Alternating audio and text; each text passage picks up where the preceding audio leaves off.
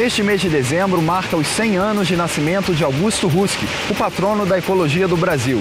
Foi aqui na região serrana do Espírito Santo que ele desenvolveu a maior parte das suas pesquisas e passou a ser conhecido como o cientista dos beija-flores. O trabalho de Augusto Husk inspira até hoje milhares de pessoas que buscam a preservação do meio ambiente no nosso país. Essa luta incessante você vai ver agora no Caminhos da Reportagem.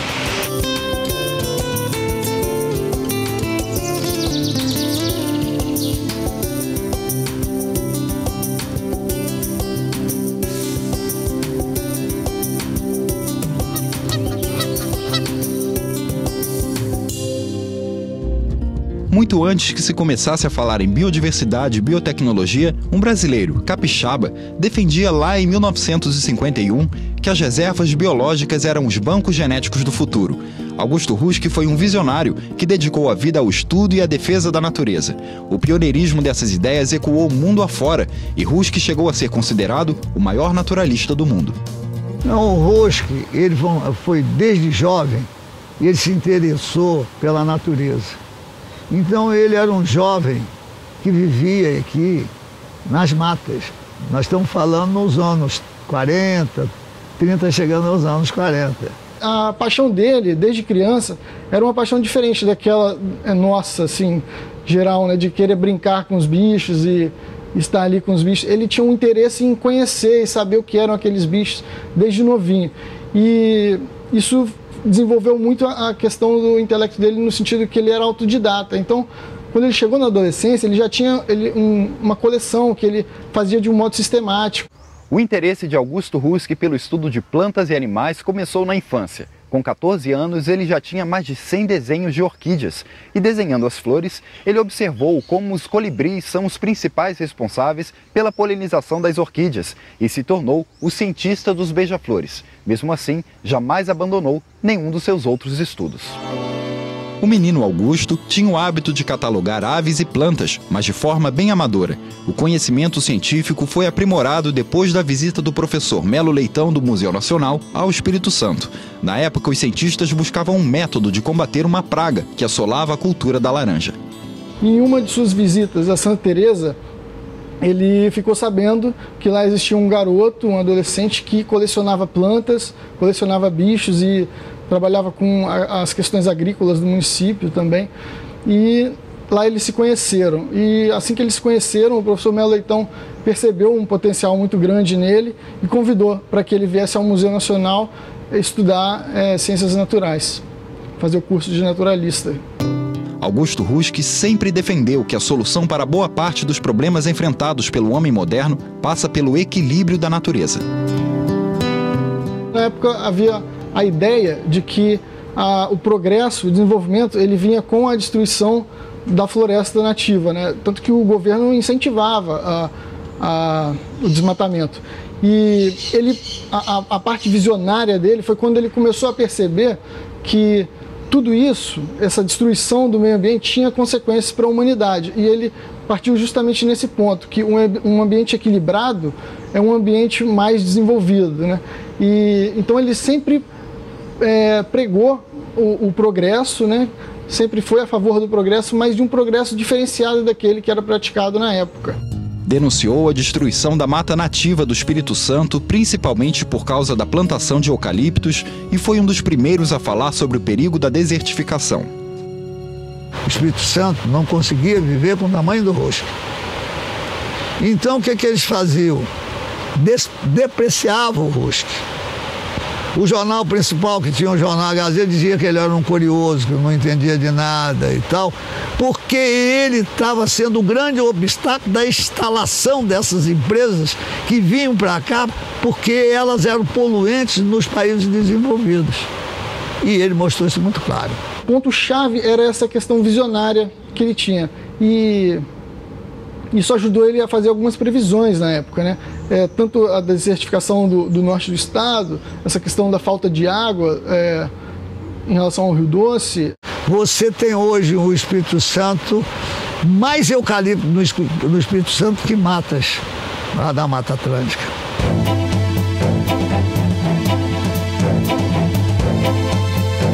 Rusk era um defensor das florestas brasileiras e foi um crítico severo à construção da rodovia transamazônica. Em plena ditadura militar, chegou a dar uma bronca no ministro dos Transportes do governo Médici, Mário Andreasa. Ele estava entrando, então Mário Andreasa, onde nós estávamos entrevistando Mário Andreasa, aí o Mário Andreasa, nós ouvimos o professor. Aí ele falou assim, vocês ouviram e não fizeram nada que eu disse que tinha que fazer, porque vocês são uns devastadores e criminosos. Vocês vão acabar com a Amazônia. Vê se não estão acabando, né?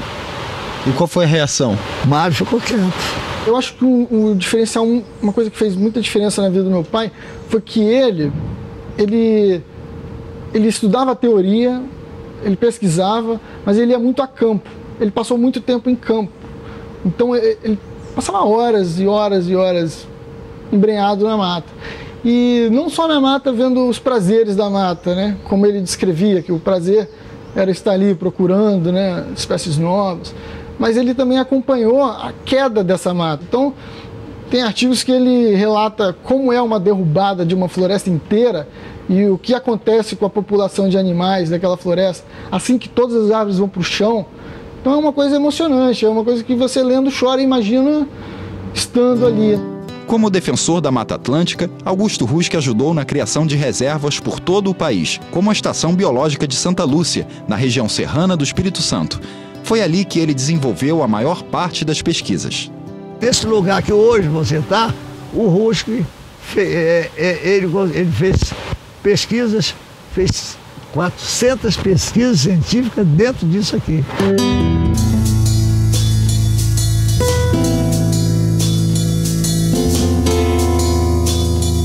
No centro de Santa Teresa, no terreno onde ficava a Casa da Família, Rusk fundou o Museu de Biologia Professor Melo Leitão, em homenagem ao mestre e amigo.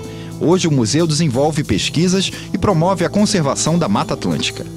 Santa Teresa tem hoje cerca de 40% do seu território protegido por matas. E desses 40%, 16% correspondem à estação de Santa Lúcia. Santa Lúcia sozinha já tem uns estudos que registram esse alto índice de diversidade, com borboletas, sendo o local com a maior diversidade de borboletas do Espírito Santo, com mamíferos não voadores, com a maior diversidade de plantas arbóreas por hectares do Espírito Santo. Apesar de proteger a mata nativa, a reserva também sofre com os efeitos da poluição. Este rio é o Timbuí. Ele corre por todo o parque, mas suas águas não são limpas. Antes de chegar aqui, ele passa por Santa Teresa, onde recebe o esgoto da cidade.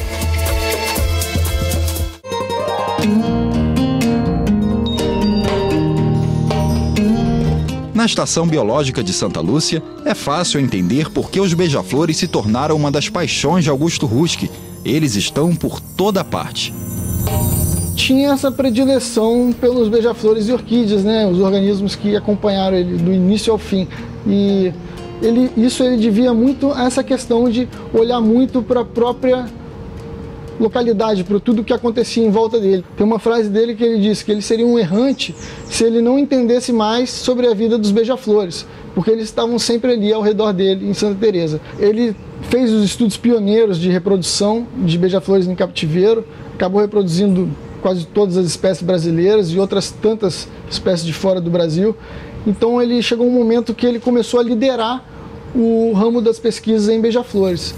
E foi liderando esse campo que ele alcançou a notoriedade internacional. A paixão pelos beija-flores levou Rusk a várias expedições pelas Américas, em busca de espécies raras, mas em uma dessas viagens foi envenenado por um sapo. O Rusk estava atrás de um beija-flor sedentário, que só tinha no Amapá. Ele foi para lá e aí ele gostava muito de lidar com os índios, porque quem conhece a natureza é índio. Então ele estava atrás, estava difícil encontrar o beija-flor. E ele passava nos córregos, via um sapinho muito interessante, pequeno e tal. Aí ele tinha um amigo alemão que só mexe com sapo, que não era o caso do Rusk. Só mexe com sapo. Ele falou, vou mandar esse sapo para fulano. Aí ele foi pegar, o sapo escorregava muito. Aí ele chamava os índios falavam assim para ele, não vão pegar não. E ele aí escorregava e foi botando na sacola. Quando chegou a noite, ele teve uma espécie de quem teve um infarto. Aí pegaram, arrumaram um avião, meteram o bicho dentro e levaram para Belém do Pará. Aí quando fizeram o exame, disseram, não tem, aí coração não tem problema nenhum. Aí veio o sapo. Que quando ele vai e estuda o sapo e esse cara ajuda, era um sapo letal, terrivelmente letal, que o veneno dele vinha no suor dele. Depois do envenenamento, passou a viver com mais dificuldade. Debilitado e sem encontrar uma cura na medicina convencional, aceitou a oferta de 2 pajés, Raoni da tribo Tchucarramãe e Sapaim dos Camaiurá. Eu estava em Vitória e de noite toca o telefone, era o chefe do gabinete civil. Ele fez até um livro aí sobre Tancredo Neves, do presidente José Sarney, dizendo que tinha 2 índios lá e queria curar o Rosca. Aí eu vim no outro dia, um pouco cauteloso, para dizer a ele que tinha 2 índios que queriam curar. Eu falei, é tudo que eu quero. 4.000 anos de medicina do que essa medicina nossa. Aí fomos para lá e ele foi para o Parque da Cidade, a qual ele tinha ligações, e lá foi feita a pagelança. Em janeiro de 1986, participou de um ritual de purificação que comoveu o país e ficou conhecido como pagelança. Quando nós vamos para o Rio, ele vai comigo, que nós chegamos no aeroporto, a imprensa estava toda, o Rusco mal caminhava. Aí ele faz a pagelança, no primeiro dia, 2 turnos, na manhã e à tarde. E à tarde ele já estava falando, eu fazia ele falar com a imprensa. Ele já estava sentando, sorrindo, caminhando melhor.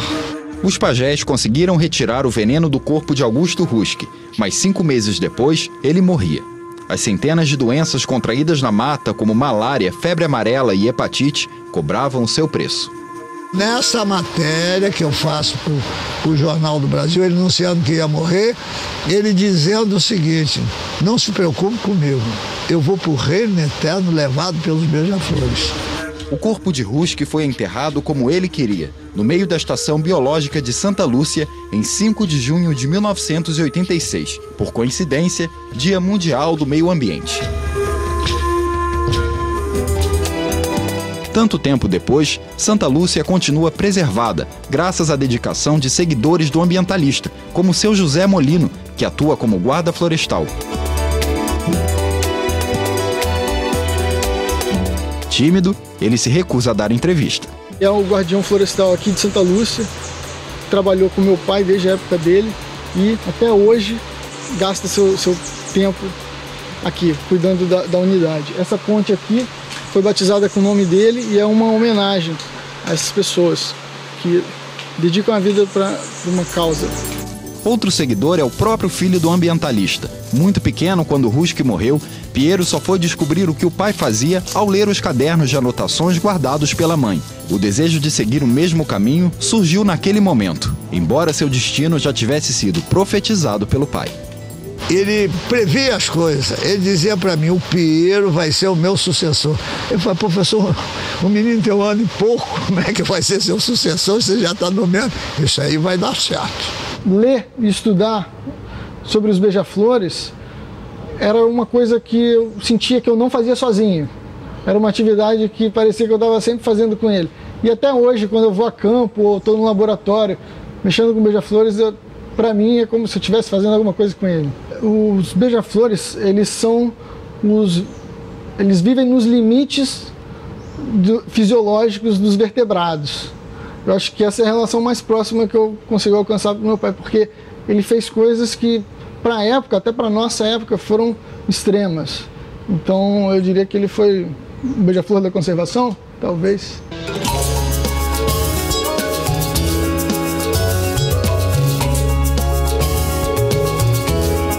Defender o meio ambiente pode ser algo perigoso. No próximo bloco, você vai conhecer a história do ambientalista Paulo César Vinha, que hoje dá nome a um parque ecológico.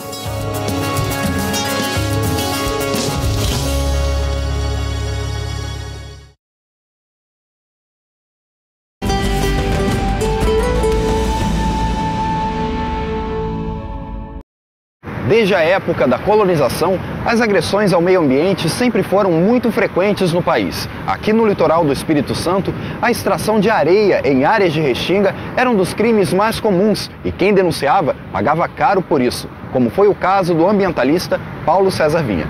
Na década de 90, na década de 80 e no início do processo de exploração desses materiais, eram feitos de maneira desordenada, de maneira sem licenciamento ambiental, em áreas com relevância natural muito grande, e aí que surge a história aqui do Parque Estadual Paulo César Vinha. Por ter uma quantidade muito grande de areia nas restingas, ocorreu a mineração desenfreada no início dessas décadas anteriores à redemocratização do Brasil, à Constituição, e no momento em que passa por essa fase de necessidade de licenciamento ambiental, os primeiros movimentos ambientalistas aqui no estado começam-se a questionar essa forma com que a mineração de areia era feita aqui na região metropolitana, no estado e no resto do Brasil também. O Paulo César Vinha ele foi atuante nessa mobilização social, ambientalista para a criação do parque, e ele continuou a trabalhar na região porque ele era biólogo, tinha suas áreas de pesquisas aqui e ao mesmo tempo ele também era uma pessoa que fazia o ambientalismo na época e na região aqui próxima à região metropolitana, e tinha uma ação muito ligada ao ambientalismo, a essa causa. Paulo César Vinha era integrante do Greenpeace e foi assassinado aos 37 anos quando trabalhava em um projeto de recuperação da reserva de Setiba, em Guarapari, a menos de 60 quilômetros da capital do Espírito Santo. 2 empresários do ramo de extração de areia foram os mandantes do crime. Chegaram a ser condenados, mas estão em liberdade. Um estado que ele tinha uma condição de histórica, né, já de pistolagem, de resolver a coisa na bala, e ocorreu esse crime ambiental aqui. Esse crime, né, foi devido a essa ação dele de proteção, de questionamento, de manifestação contra as minerações que ocorriam de forma desordenada aqui, no entorno do Parque Estadual Paulo César Vinha, principalmente. Toda vez que você tem um ambientalista que se torna uma pessoa reconhecida pela sociedade e ocorre um fato desse, não só com Paulo César Vinha, nível estadual aqui, mas o Chico Mendes, que teve uma repercussão internacional, né? Ocorre a martirização da pessoa, né? Ela passa a ser uma referência e aí se perpetua. Uma das formas que isso ocorreu foi a mudança do nome do parque, né? No ano seguinte ao fato, o parque teve o seu nome modificado, né? Passou a chamar Paulo César Vinha, né? Em homenagem a esse ambientalista. E daí então a gente percebe que o que era uma causa de um homem passou a ter um marco histórico, né? O desafio de se manter um santuário como o da região de Setiba é enorme. No ano passado, o Parque Estadual Paulo César Vinha sofreu com um incêndio criminoso de grandes proporções. O parque tem 1.500 hectares, foi queimado aproximadamente 600 hectares. Quer dizer, você teve mais de 1/3 do parque atingido pelo incêndio, quase a metade do parque, né, atingido pelo incêndio. Foi identificado na perícia que a fonte, o início do incêndio foi numa fogueira de calçada, num bairro que se localiza ao norte do parque. E aí esse fogo se alastrou por meio de uma grama na rua, na própria calçada, e entrou no parque por meio de um terreno baldio. Quer dizer, você tem essa relação da negligência com um grande acidente ambiental.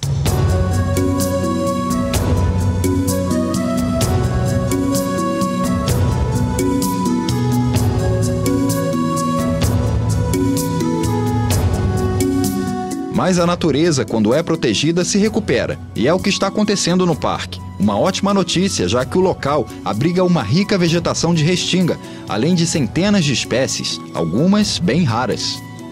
Dentro aqui do parque a gente encontra algumas espécies que, por exemplo, o Melanophreniskos setiba, que é um sapinho de alguns milímetros de tamanho, que ele foi descoberto há 5 anos atrás, praticamente 20 anos após a criação do parque.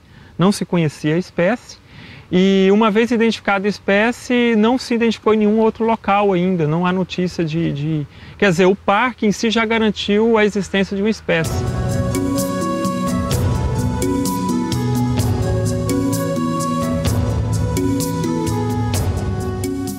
manguezal, típico da Mata Atlântica, é um dos ecossistemas complexos mais férteis e diversificados do planeta. É um lugar onde os peixes se reproduzem, onde as aves fazem ninho e onde há alimento para várias espécies. Por essa importância e pela iniciativa de uma única pessoa, é que a paisagem da Lagoa Rodrigo de Freitas, na zona sul do Rio, começou a mudar há 26 anos. Este é Mário Moscatelli. Quem mora no Rio de Janeiro já ouviu falar dele. É o maior defensor das lagoas da cidade. Se há algum problema relacionado com o meio ambiente, lá está Mário, pronto para denunciar. Não liga quando o chamam de ecochato. Acostumou-se. Afinal, está nessa briga pela natureza há muito tempo, bem antes das leis ambientais mais modernas e rigorosas. A lei, pelo menos lá nos anos de 1985, 86, a legislação ambiental servia para poucos, porque o que eu verificava era que manguezais, costões rochosos, restingas, enfim, os principais ecossistemas do bioma Mata Atlântica estavam sendo devastados. E muitas vezes, inúmeras vezes, com autorização governamental. E aí cabe aquela pergunta, para que eu estudei tanto? Só que quem reclama muito acaba incomodando gente poderosa e logo vieram as ameaças. Eu fui identificado como o inimigo número 1, né, do desenvolvimento, o ecoxiita, né? O que na verdade eu estava fazendo era o que qualquer macaco poderia fazer, lia a lei e praticava a lei, né? E isso foi um crime inafiançável que me gerou várias ameaças. Em 1990 eu tive de fugir do Brasil, porque eu estava marcado para virar tema de samba enredo, né? Eu tinha sido já encomendado para ser morto e tive de fugir do Brasil. Na volta ao país, pensou em largar tudo, mas um passeio em volta da Lagoa Rodrigo de Freitas levou o biólogo a uma descoberta. Essa graminha aqui, que me chamou a atenção, que eu via muito nos manguezais lá de Angra. Eu disse, opa, peraí, alguém passou por aqui, né? E aí, futucando a areia, encontrei unha de velho, né? Que é um outro bivalvum, né? Que você encontra em área de mangue. Eu digo, opa, peraí. Aí é muita coincidência. Aí fiz o levantamento bibliográfico e vi que tinha mangue. Eu digo, opa, então vai ser a missão. Pensar que ela provocou uma revolução, né? Num momento de profundo desespero, surgiu uma ideia boa, que até hoje eu vejo ela se desenvolvendo, 26 anos depois. Aquele pequeno sonho se transformou no plantio de 4.500 mudas de mangue branco, vermelho e negro, e que incrementaram a biodiversidade aqui da lagoa. 10 anos depois do início do replantio, Moscatelli teve uma agradável surpresa. Eu recebi um telefonema de um colega que estava transitando de noite pela lagoa e disse, Moscatelli, tem uma opção de pinto preto aqui na lagoa. Eu digo, pinto preto? Pô, deve ser, sei lá, um despacho, botaram uma galinha aí, não sei o que é isso, né? Não tinha ideia. Quando voltei, vi o primeiro casal de frango d'água aqui circulando na área. Como esses animais chegaram, eu não sei. Fato é que essas aves hoje é a espécie, o frango d'água é a espécie que mais simboliza o incremento da biodiversidade a partir da implantação dos manguezais. O replantio de mangue em uma área urbana não só recuperou o ecossistema local, mas também ajudou na educação ambiental.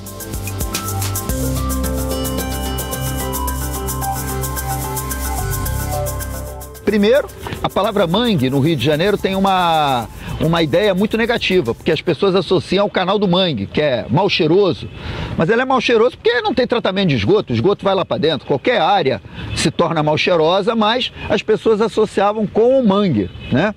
E aí as pessoas diziam, pô, Moscatelli, tu vai plantar mangue aqui na lagoa, vai criar mau cheiro. Eu digo, mas o que tem a ver a planta com mau cheiro? Depois as pessoas viram que não tinha nada a ver. Moscatelli, vai dar mosquito, como se a planta tivesse a ver com mosquito, também não tinha nada a ver. Depois disseram que o manguezal ia tapar a vista da lagoa, aí eu informei que há 3.000 anos inventaram uma coisa chamada tesoura, que a gente cortava o manguezal como eu faço até hoje, e a gente poda a maior parte do mangue até hoje, né, para as pessoas terem a visibilidade do espelho d'água. E hoje hoje você vê uma série de animais que, em virtude da melhoria da qualidade da água e da diversificação gerada pelo manguezal, não existiam há 20, 30 anos atrás. Então, a lagoa é um caminho, mostra que quando a sociedade se mobiliza, as coisas mudam. A conscientização da população pode até ter melhorado, mas ainda há muita gente que não está nem aí para o patrimônio natural. Isso aqui não tem perninha, né? Não tem perninha. Não, e detalhe, né? Parece que está fechado. Então, além de ter discurso, a gente tem que ter prática. Tem uma porção de lata de lixo aí para pegar resíduo, né? E as pessoas, infelizmente, o tal do Homo sapiens, que na verdade é o Homo porcos, continua fazendo essa idiotice. Depois de 26 anos de dedicação ao projeto, a vida de Mário Moscatelli e a vida da lagoa não se separam mais. Nesse manguezal daqui da lagoa, eu reencontrei a minha colega de científico, com quem eu casei, né? Eu chorei a morte dos meus pais e pedi ajuda quando fui diagnosticado com uma doença grave, em 2008. E elas estão sempre aí me ouvindo. Como dizem que cada árvore tem uma alma feminina, eu falo para minha esposa que eu tenho um harém, né? Mas ela diz que não se importa nesse caso, que pode ficar com o harém. Então eu tenho várias filhas, né? Várias filhas, netas, bisnetas, tataranetas, né? A cada verão tem mais uma geração aí de parentes meus. Como que você imagina o futuro dela? Cara, preocupado, porque isso deveria ser uma prioridade da sociedade, como a educação, como a saúde, como, enfim, tudo aquilo que diz respeito à vida de qualquer cidadão. Você já reparou que no brasão da bandeira da cidade do Rio de Janeiro existem 2 golfinhos? Na verdade, são 2 botos cinzas, e eles ganharam esse lugar de destaque porque aqui, da Baía de Guanabara, havia muitos. Hoje, infelizmente, restam um pouco mais de 50. O número crescente de morte de botos também preocupa em outros pontos do estado, como, por exemplo, na Baía de Sepetiba.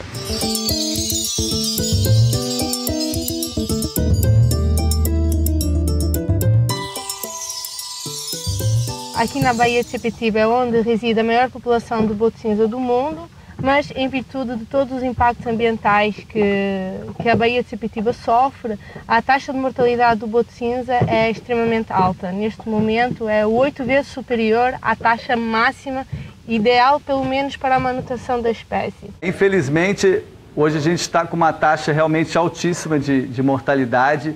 Se a gente não conseguir fazer nada imediato para diminuir essa mortalidade, no futuro aí, nos próximos 10, 20 anos, provavelmente essa população tenha se reduzido a menos de 30% do seu tamanho atual.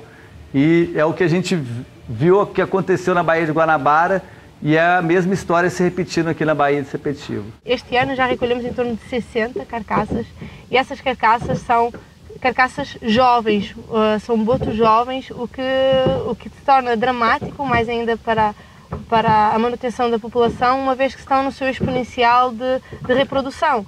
Muitas delas fêmeas, inclusive este ano creio que já recolhemos 3 fêmeas grávidas, não é? Ainda nos tempos de estudante, o biólogo Leonardo Flá decidiu se dedicar à preservação do boto cinza. O trabalho começou com o registro de fotografias dos animais. Na verdade, na época, eu tinha um carro, eu até vendi o carro para comprar um barco. Não vou lembrar o valor agora, mas o investimento principal, porque como o trabalho é todo embarcado, eu tive que comprei uma bicicleta e vendi o carro e comprei um barco para poder a gente iniciar o trabalho aí. E esse foi o aporte que eu tive que dar. Comprei a câmera fotográfica do meu próprio bolso também. Então o investimento da logística foi feito do próprio bolso. Os botos cinzas são animais tímidos. Ao contrário de outras espécies de golfinhos, não costumam interagir com humanos. E eles não migram. Nascem e morrem no mesmo lugar.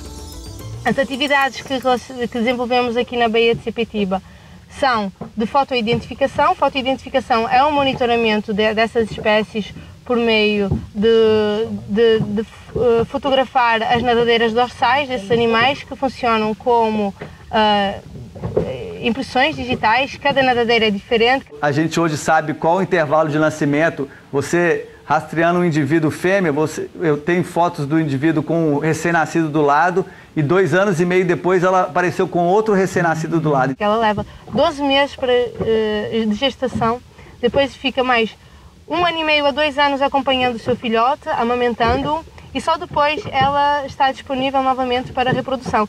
E não há caso de gêmeos, é só um boto de cada vez. A Baía de Sepetiba concentra a maior população mundial de botos cinzas. Mas as ameaças são muitas.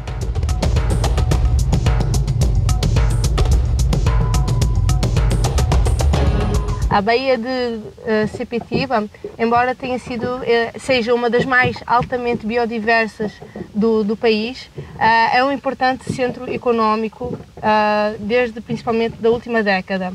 E isso fez com que várias indústrias se instalassem aqui na região. Atualmente, essas atividades são as atividades ligadas aos portos, aos estaleiros navais,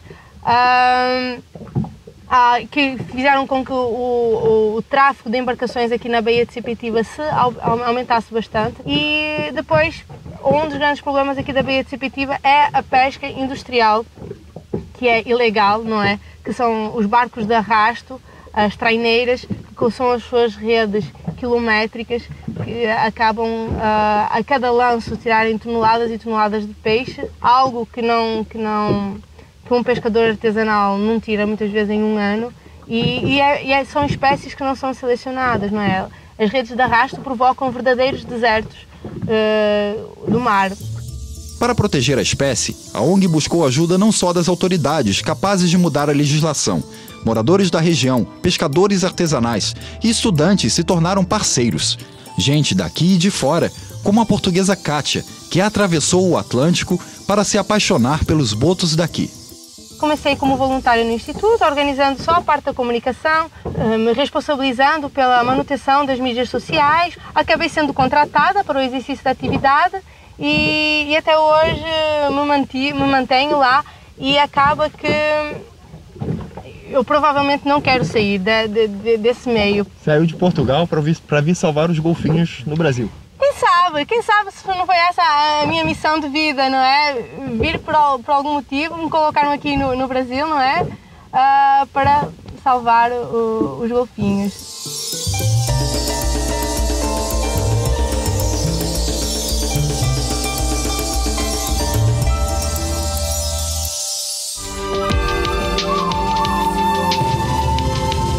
No próximo bloco, as medidas que qualquer um de nós pode tomar para ajudar na preservação do meio ambiente.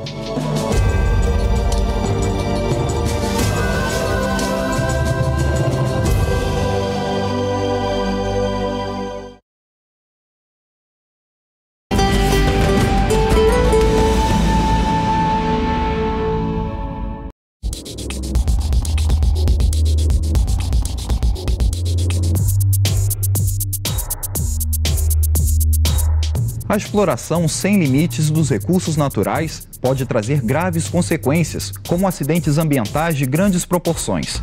No dia 5 de novembro, uma barragem com rejeitos de mineração se rompeu no município de Mariana, em Minas Gerais. A responsável foi a empresa Samarco, que pertence à Vale e à BHP Billiton, maior mineradora do mundo. A lama tóxica contém resíduos de ferro, soda cáustica e metais pesados como chumbo, alumínio e bário. Além de destruir o distrito de Bento Rodrigues, a enxurrada de lama chegou ao Rio Doce e fez com que dezenas de milhares de moradores de outras cidades fossem afetados. Toneladas de peixes já morreram e, para piorar a situação, o rejeito tóxico que segue pelo Rio Doce pode afetar o santuário ecológico do atol de Abrolhos, na Bahia, onde várias espécies marítimas se reproduzem. De acordo com os especialistas, ainda deve levar décadas para o Rio Doce voltar a ser o que era. Segundo estudiosos, esta é a maior tragédia ambiental do país. O que a gente precisa é que as regras, independente para quem sejam aplicadas, elas sejam aplicadas, tá? Não dá para continuar nessa ideia de colônia de exploração, que ainda no século XXI, ela predomina no Brasil. Durante muito tempo, homem e meio ambiente foram uma coisa só. Com o desenvolvimento econômico, o homem passou a se sentir senhor da natureza.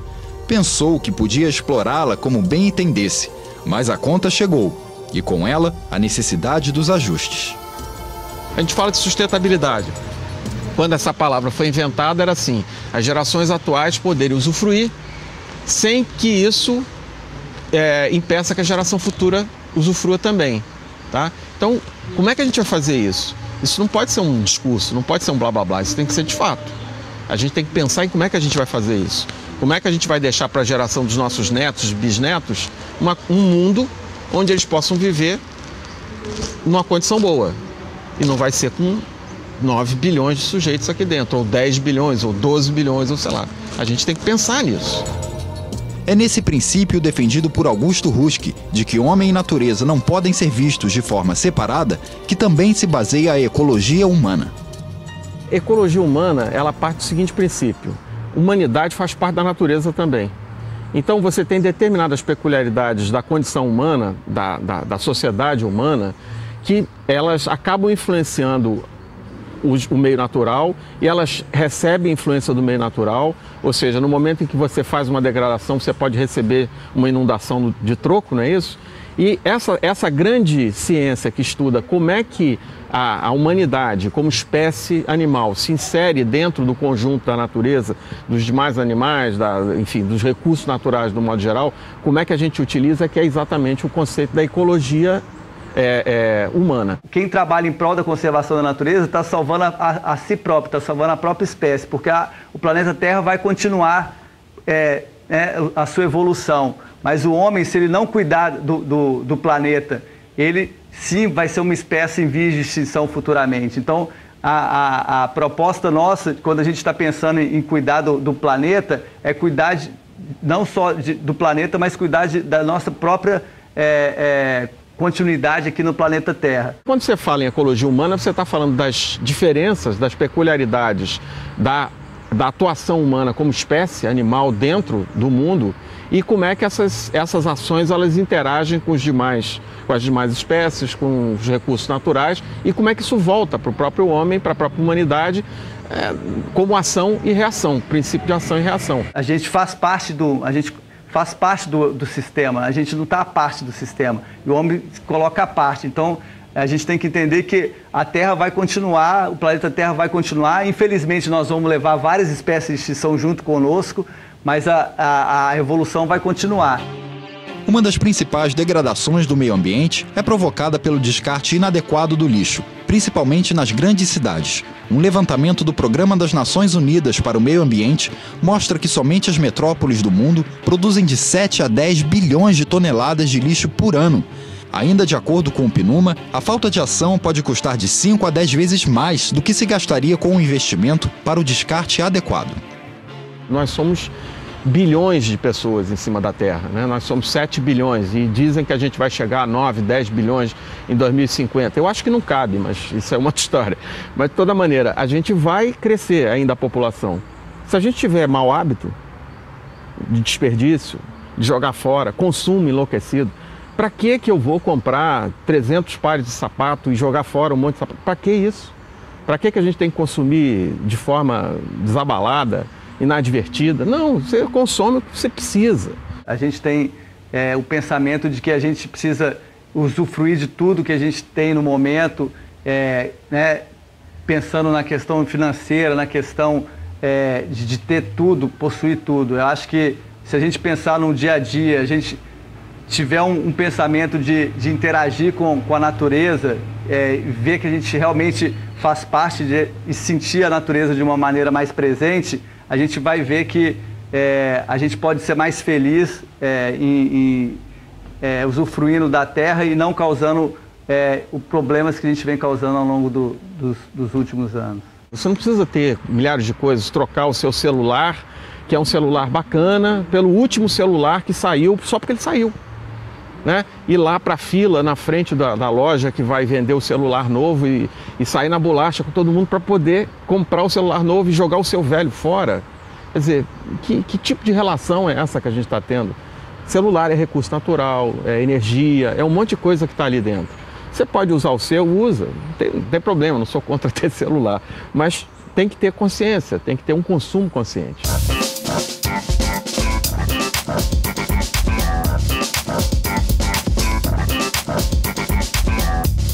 Este aí, pedalando pelas ruas do Rio de Janeiro, é o engenheiro florestal e consultor ambiental Eduardo Benhar. Há 23 anos, ele adotou um estilo de vida mais sustentável. Não usa mais o carro para ir ao trabalho ou levar o filho na escola. Além disso, decidiu conscientizar outras pessoas sobre a importância de cuidar do meio ambiente com ações práticas do dia a dia. Eu trabalho há 13 anos no Centro de Informações Ambientais, né, chama Recicloteca.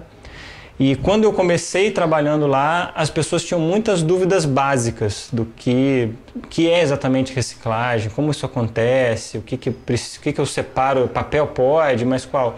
Hoje elas já chegam também com muitas dúvidas, nos procuram com muitas dúvidas, mas querendo se aprofundar nos temas. Então, o básico, o que é importante separar para fazer reciclagem, para coleta seletiva, elas já sabem. Elas querem para onde que eu levo, e esse daqui, esse resíduo eletrônico, e o óleo, e o que eu faço com as pilhas, e, sabe? Elas já, parece que o básico já entenderam o que é importante fazer e querem ir além, e evitar contaminação ambiental. Eu acho que cada vez essa consciência está aparecendo mais. As gerações que estão vindo, elas estão vindo com mais informação. É natural porque o que a gente vê é o seguinte, a gente teve um crescimento tão grande da humanidade. Eu trabalho com o meio ambiente há 36 anos. Né? Então, se você para pensar como é que era o pensamento das pessoas lá atrás, você praticamente não existia, você não tinha essa visão arraigada nas escolas, nas crianças, na população mais bem informada, vamos falar assim. Né? O que existia era o contrário, você tinha, não, vamos desenvolver, vamos crescer, vamos fazer um crescimento industrial, a fumaça como símbolo do progresso, etc. Ou seja, essa era a lógica de 30 anos atrás. E tinha os malucos lá, feito eu, tentando trabalhar e começando os conceitos, começando a criar esse tipo de coisa, rústica entre eles. Dentro de casa tem muita coisa que você pode fazer para ajudar a preservar o meio ambiente. Por exemplo, apagar a luz do local em que você não está, tirar da tomada os aparelhos eletrônicos que não estiverem sendo utilizados, utilizar sacolas de pano ou caixas de papelão para carregar as compras, separar o lixo reciclável, não jogar pilhas ou baterias no lixo comum, e evitar jogar óleo de cozinha pelo ralo da pia, além, é claro, de economizar água. E para você ter uma ideia, o lugar da casa onde o desperdício é maior é bem aqui, ó, no banheiro. Um chuveiro aberto durante 15 minutos, que é o tempo médio de um banho, gasta em torno de 135 litros de água. Uma bica pingando durante 24 horas desperdiça 46 litros. E toda vez que você pressiona um botão da descarga, você consome pelo menos 10 litros de água. Não é à toa que em muitos lugares já existe esse tipo de válvula, que libera mais ou menos água. No banho, quando eu fecho a torneira enquanto me ensaboo, eu fiz isso contando o tempo de torneira aberta, em relação a ficar com a torneira aberta o tempo inteiro do banho. Foi 80% menos tempo de torneira aberta, portanto uma economia de água de 80%, e quando uso o chuveiro elétrico também de energia. Também economizo 80% da energia elétrica do chuveiro, que é o que mais gasta energia na casa, para tomar um banho normal, sem correria, né, com banho completo, né, para evitar o desperdício de água e de energia. O desperdício que a gente chama mesmo é a água saiu da torneira, foi para o ralo ou para uma galeria de águas pluviais sem beneficiar nada, sem limpar, sem resfriar, sem fazer nada. Esse é o desperdício. O mau uso seria você tomar um banho muito longo, né, é você usar na água que você está lavando as mãos, né, demorar mais tempo ali com a água. Esse seria um mau uso, seria você lavar o carro toda semana, sabe? Mas é importante combater também o mau uso da água, claro. Mas o desperdício é o principal que você tem que evitar, porque aquela água está indo embora simplesmente, né, tratada, fluoretada, sem ter sido nem mal utilizada. E muito dessa água se perde em vazamentos de rua. Antes de chegar ao consumidor, ela já foi desperdiçada. Entra na conta também o gato, mas o desperdício em vazamentos ao longo da rede, especialmente nas áreas mais antigas da cidade, como o centro da cidade, que tem uma rede de distribuição de água mais velha, que, né, se rompe com mais facilidade, é a principal causa de um desperdício de água que é diferente do doméstico. Eduardo vai além. Está vendo esta terra que ele usa nas plantas de casa e até nas jardineiras de rua? Pois ela vem de um sistema de compostagem que ele mesmo montou. Eu vou pegar aqui, olha, a terra velha, cansada, sem nutrientes.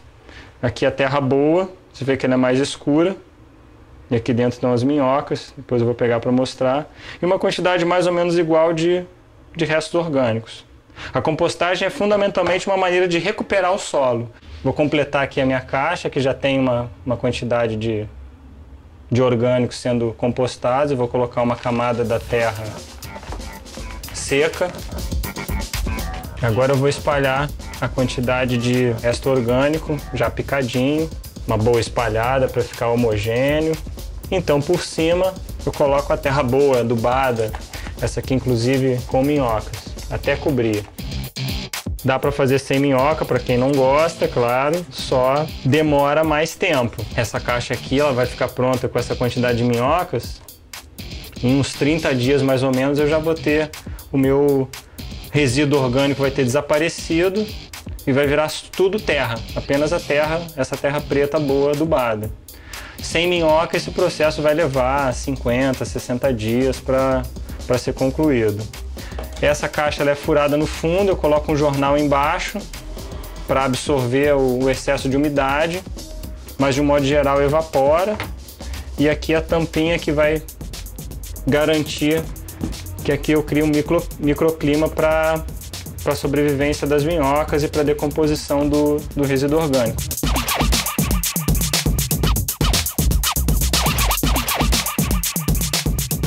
As pessoas precisam entender que a qualidade ambiental, que a qualidade de vida delas, a vida delas depende de uma atitude diária, dentro de casa, nos dias de votação.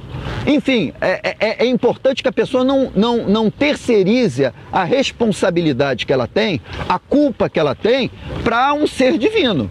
Muitas das nossas ações no cotidiano não dependem de uma infraestrutura, de um governo, de uma empresa se mobilizar antes. A gente faz em casa, no trabalho, na escola, né, na empresa, na rua. Melhora a nossa relação com o meio ambiente em termos de não impactá-lo tanto. E isso traz, claro, é um exemplo para que outras pessoas sigam e você transforma isso numa bola de neve e você traz resultados imediatos. Essa é a saída. Eu acho que sim, engajamento, educação ambiental e principalmente quebrar com essa lógica das coisinhas separadas. Humanidade de um lado, natureza do outro. Não, é tudo junto. Se a gente não olhar dessa forma, a gente vai ser castigado da pior forma do mundo, pela natureza. Quem faz a sua parte pela preservação também espera que os governos façam o mesmo. Neste mês, representantes de vários países se reuniram em Paris para tentar acordos e melhorar as nossas condições de vida. Mas ainda estamos longe de uma solução. Há muito dinheiro e poder envolvidos, e nem todos os alertas parecem ser suficientes. Alertas que vêm de muito tempo, feitos por homens como Augusto Husk, que vivem e morrem lutando por um planeta melhor.